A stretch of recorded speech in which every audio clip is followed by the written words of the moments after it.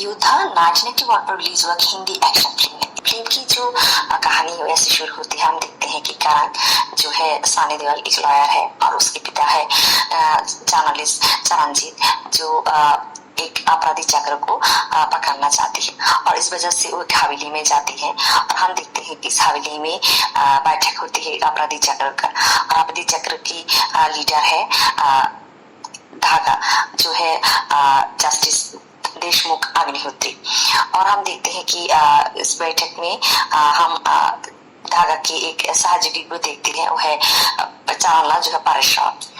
अगर हम देखते हैं कि करण की जिस बस्ती में रहती है इस बस्ती को कुछ लोग खाली कराना चाहते हैं, इसलिए करण एक केस लड़ती है और केस वो लड़ती है विद्या के साथ।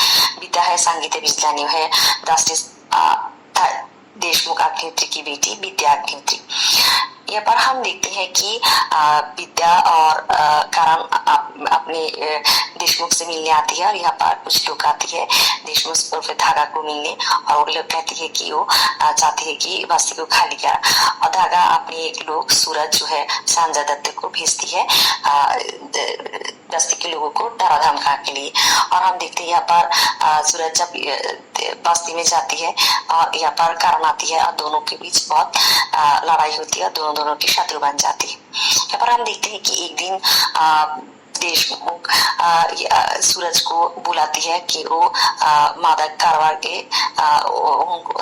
मदद करने के लिए, बट हम देखते हैं कि सूरज मना कर देती है। वो अपने एक बंधु से कहती है कि सूरज की एक प्रेमिका था शिल्पा और उसको कुछ लोगों ने रेप करा था और रेप करने चाहा, बट शिल्पा आत्महत्या कर ली क्योंकि सूरज उस टाइम नशे पे थे, वो कुछ नहीं कर पाई। शिल्पा मरने से पहले सूरज को ये कहा था कि वो मादक नहीं छुएगा और मादक व्यवसाय का ध्वंस करेगा। और यहाँ पर हम देखते हैं कि जर्नलिस्ट चारनाथ इस अपराधी चक्र को फॉलो करती है और वो एक फोन कॉल माध्यम से ये जान पाती है कि इस मादक के पीछे एक मंत्री का हाथ है और ये न्यूज वो पेपर में दे देती है। धागा जब ये जान पाती है वो मंत्री को बचाने के लिए सूरज को मंत्री की सूटकेस लेने के लिए एयरपोर्ट भेजती है, बट वो सूरज को ये नहीं बताती है इस सूटकेस में ड्रग है। सूरज जब ड्रग सूटकेस लेने एयरपोर्ट जाती है तब करण उसे रंगे हाथ पकड़ लेती है ड्रग के साथ और हम देखते हैं मंत्री और सूरज दोनों जेल में जाती है। इधर हम देखते हैं कि एक दिन देशमुख जस्टिस देशमुख चारनाथ को अपनी असली रूप कहती है कि वही अपराधी चक्र के लीडर है धागा और चारनाथ को एक मर्डर केस में फंसा देती है और चारनाथ को ये कहती है अगर वो ये नहीं मानती तो उसकी बेटा और पत्नी को मार दिया जाएगा। और धागा फोन कर जेलर और मंत्री से कहती है कि जेल में चारनाथ को मार देने के लिए। जेलर और मंत्री जब चारनाथ को टॉर्चर करती है तब बस सूरज चली आती है और चारनाथ बहुत ही टॉर्चर होती है और बहुत बेहद दशा होती है उसकी और उसे अस्पताल लिया जाता है। अस्पताल में हम देखते हैं कि करण और जस्टिस देशमुख आती है और यहाँ पर चारनाथ करण से कहती है कि मंत्री और जेलर उसको मारना चाहा बट सूरज उसको बचाने चाहा। और हम देखते हैं ये सुनने के बाद देशमुख उर्फ धागा सूरज को ये खबर पठाती है कि वो सूरज की बहन को मार डालेगी अगर सूरज सच बताया तो। यहाँ पर हम देखते हैं कि करण भी सूरज के पास जाती है और उसे कहती है कि वो सच बताएगी, पर सूरज अदालत में सच नहीं बताती। और हम यहाँ पर देखते हैं कि करण बहुत क्रोधित हो जाती है, वो जाकर जस्टिस देशमुख को मारधर करती है और कहती है कि उसके पिता जस्टिस देशमुख के सामने सब कुछ कहा था बट वो अदालत में कुछ नहीं कहा, वो अपराधी चक्र के साथ जड़ित है। और यहाँ पर विद्या चली आती है और करण और विद्या में अनबन हो जाती है और करण को जेल में दिया जाता है। जेल में करण जेलर और मंत्री दोनों को बीच दांदा लगा देती है। दोनों उनके मुंह से सुन जाती है कि जस्टिस देशमुख उसके पिता को मारने के लिए कहा था, और जेलर और माती दोनों लड़ाई करते हुए मार जाती है। और यहाँ पर हम देखते हैं कि सूरज जेल से छूट जाती है, और जेल से छूटने के बाद सूरज एविडेंस लेकर आती है और देशमुख को पुलिस के हाथ दे देती है। बाद देशमुख उर्फ धागा भाग जाती है और वो गोवा चली जाती है। यहाँ पर हम देखते हैं कि सूरज की बहन भारती और करण के भाई पावन दोनों प्यार करती है, और भारती और भारती की शादी के लिए सूरज पावन के घर जाती है। उधर हम देखते हैं कि करण जेल से छूटती है और विद्या के पास जाती है और जस्टिस देशमुख के सारी सच्चाई जानती है, और विद्या उससे माफी मांगती है। और हम देखते हैं कि विद्या और करण जब घर आती है वो सूरज को देखती है, और सब कुछ जानने के बाद करण इस शादी के लिए मना कर देती है और सूरज चली जाती है। यहाँ पर हम देखते हैं कि पावन बहुत अपसेट हो जाती है। पावन की माँ सूरज को ये कहती है कि पावन को भारती को लेकर भाग जाना चाहिए। पावन और भारती भाग जाती है और गोवा चली जाती है।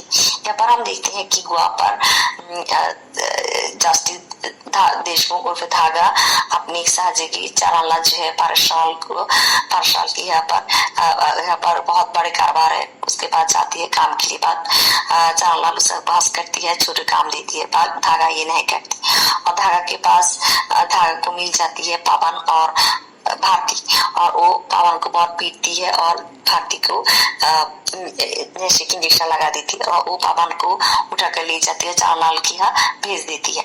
और यहाँ पर हम देखते हैं कि सूरज काम के पास जाती है भारती और पावन की खोज लेने के लिए। बात करण नहीं जाती।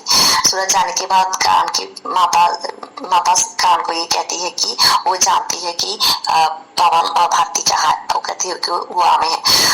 करण उसकी माँ और